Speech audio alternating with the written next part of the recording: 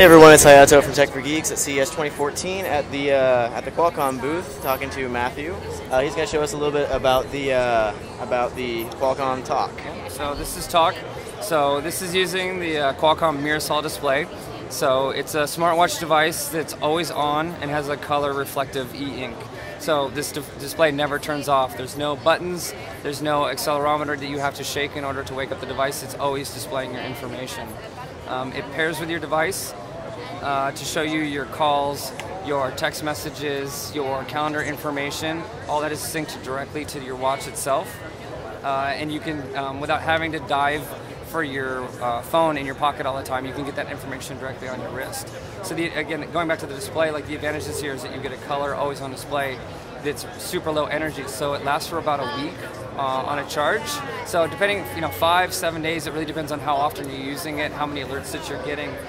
But since there's no backlight on it, it uses very low power. If you are in the dark and you do need to see it, you can double tap the top here.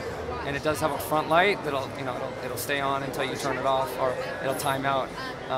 The other cool thing that it does is, since it syncs with your Android device, any Android apps that you have installed, so it could be social media, it could be news, it could be sports, any app that sends a notification to your phone, you can have that notification sent to your watch. So if you just want to keep on tabs on things, and then when you do, when it does run out of battery life, there is a wireless charger. You just simply take the watch, set it down, it wirelessly charges, and that takes about 4 hours to charge when it's completely dead.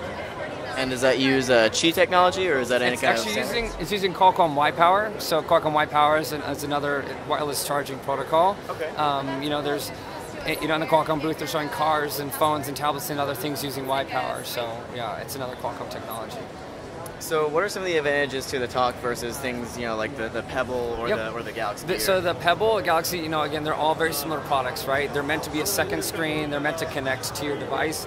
The main advantage that we have over, say, a Samsung Galaxy is, again, it's always on, so you can always see the time. Galaxy, it has a beautiful display, but you have to either push a button or you have to, make a wrist motion in order to see. Right, what and time the battery life's not very good either. Right, you get, I don't know, 48, 36 hours, on it. Pebble is probably closer in terms of battery life. Pebble probably gets about a week too. The main differentiator between us and Pebble is that we can do color, and we do have a touch screen as well. So Pebble does have physical buttons to do your navigation. Right. So it display's a little bit bigger and uses touch navigation.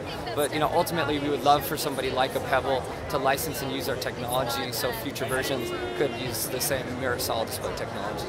And so you guys are open to the possibility of working together with other companies? Yeah, so this is meant to really be a showcase, like a Halo device to showcase our technologies, but ultimately any of the wearables, smartwatch, fitness activity tracker manufacturers, we're using this to show them like, hey, there are great benefits to Mirasol and to Y-Power. We want them to use those in future products. Like, we're not trying to be a smartwatch manufacturer, we're just trying to showcase what can be done and then license the technology to other people. Absolutely. Yeah.